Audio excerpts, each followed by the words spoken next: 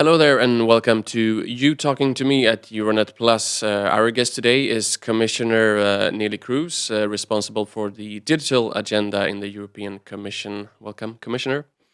Now, you are Commissioner for a few more months. Will you For then? nearby a year. Yes. Yeah. Will you then retire after No. from politics? No. Well, from politics, yes. So it's certainly not for a third term in office, but I will certainly be active after my leaving Brussels. But in the private sector then? Yes, I'm thinking of a startup position.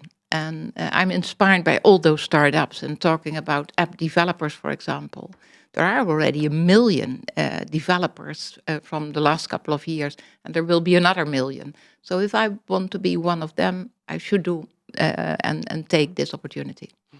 And we wish you good luck with that. Thank you. But still, you are commissioner for at least some time, as such, you are here in our studio today, and we're going to talk about the internet and opportunities that we have with the internet in terms of economic growth, job creation, but also learning and development for children. But also to discuss the safety issues regarding this, because there are a lot of parents concerned when their kids are spending time online. And if we start with that, today, 11th of February, is the Safer Internet Day. So what are you doing in the Commission and also within the EU to, first of all, promote these opportunities, but also tackle the safety issues? Yeah, and I'm really pleased with this question. Number one, it is a worldwide event. It is a worldwide event for having a safer internet for kids. And they are the vulnerables in our population, and we need to take care for that part. And you were mentioning the parents, and the parents are extremely important for whatever you put on paper. If the parents are not aware what's going on when their kid is using internet and when and where, then it makes sometimes a bit of a trouble. And in itself, it is a great intervention. So it is absolutely incredible. It is a fact of life. We have a digital economy. We have internet. We have all those opportunities and possibilities. But of course, like everything in life, there is also a risky part. And being aware of that risky part and being aware, especially talking about the parents and the schools and more involvement of them, is making sense, and that is. But what can what could be done at EU level? What are the tools that the EU have in the toolbox? Well, the main issue is just giving publicity. No doubt about that. There are too many parents still who in itself are not aware what the consequences could be. And again, far more positive issues connected with the internet, but a couple of negative parts are there. And as a parent, and that is what we are doing, knocking on the door and trying to take initiatives and trying to just get that awareness with everybody who is involved, is one of the main issues. More communication, or could it also be more hands-on actions like blocking sites or things like that? Well, there is one area where the Commission, and especially talking about my dear colleague Cecilia Malmström and myself, we are very focused on. Child pornography, for example, is not accepted, and that is certainly one of those issues where we should take care of. But in general, talking about a safer internet for kids, it is about awareness. And a government is not the one who is taking the position of parents, but we do have, of course, an opportunity to knock on doors and say, please be aware and be informed what your child is doing. And then it's a very busy Internet week this week. There was the Safer Internet Day today, and then tomorrow you will present also the Internet governance policy. Would safety be a main priority in this policy?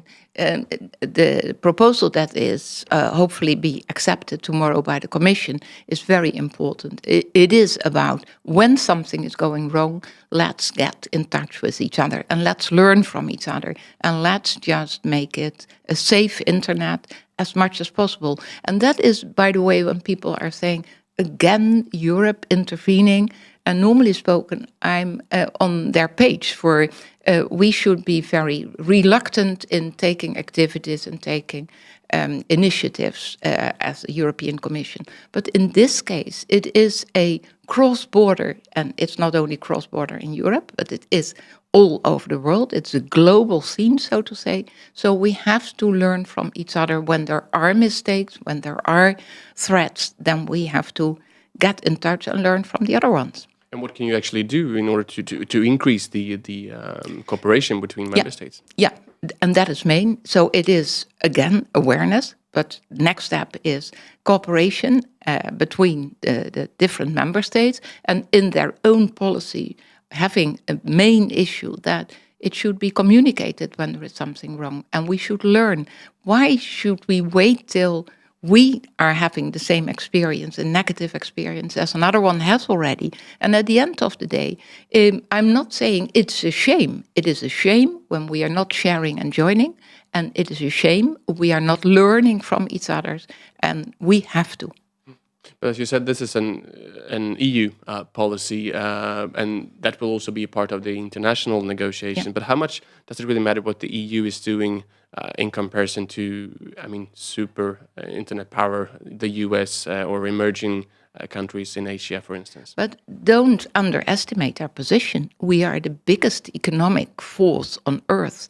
More than 500 million citizens, and it is a single market, and we still have to work on make it perfect, but it is a single market, and we are a big player in the global scene. So we have to just intervene as much as the other ones. And if we do have nice examples, for example, then we should just push it and put it in our negotiations. So we talked about the possibilities in terms of learning for children and the safety issues, but there are also great possibilities in terms of economic growth and also job creation. And also on Thursday, there will be a report on the so-called app economy, where there could be almost some 2 million jobs created the coming years. What is the EU doing to explore this even further? We are really pushing the app culture, so to say, and the app developers are of great help, talking about what type of instrument do you have in mind, talking about youth unemployment. And the youth unemployment figure in Europe, and certainly in certain member states, is absolutely unacceptable. We have to fight that position will be changing in a creative and a positive part. Having said that, in the app developing world, there are opportunities. And you don't need a lot of money for your invention. When you have an app developed, then you don't need big money and you don't need a big office or whatever. What I found very inspiring, that there is a graphic where the time it took to reach 50 million users. Talking about radio, it's 38 years. And talking about television, it's 13 years. But for example, Angry Birds, it is 35 days. So it is not comparable anyhow to my youth, when all those developments, is that an interesting fact. And that is fascinating, for in the mentioned by you number of more than 1 million developers who were already in the last couple of years active. It is not only 1 million jobs, it is more than 1 million jobs. It's 1.8 million jobs in the last couple of years, because it is just giving also a push to other ones who are involved in that. And what is the expectation if we are just pushing this development? It will be again 1 million in the next year. And what do you do? What measures do you take to push this? Number one, awareness. Again, for start your own business. Don't wait till a miracle happens. Talking about, for example, Greece, or talking about Italy or Spain, where the economic situation is not very encouraging compared to other parts of Europe. And when, in that case, startups are active, and they are, and I just visited Athens, and really impressed by an initiative of the Dutch ambassador to empty his fitness room. And the fitness room is the whole basement for a couple of offices and for his own crew in the embassy. And he just started an initiative for startups. And he did it with mentors from the business world. He did it with academic assistants. And when you do have a bright idea, and young people have a lot of bright ideas, and then having an opportunity to just test your idea with a mentor and test it if your business model is making sense, and test. So there are really small things that are needed. Absolutely. Yeah. But that means that it is like a waterfall. It is going on. And I've no doubt that this is a part of the solution of what is at stake. And internet and apps and what is at stake in entrepreneurship, it is the answer for a part of tackling the problem. Okay, those will be the final words of this interview. Thank you very much, Commissioner, for being with us in the studio today. And thank you to our viewers and listeners, and we'll see you next time. Bye.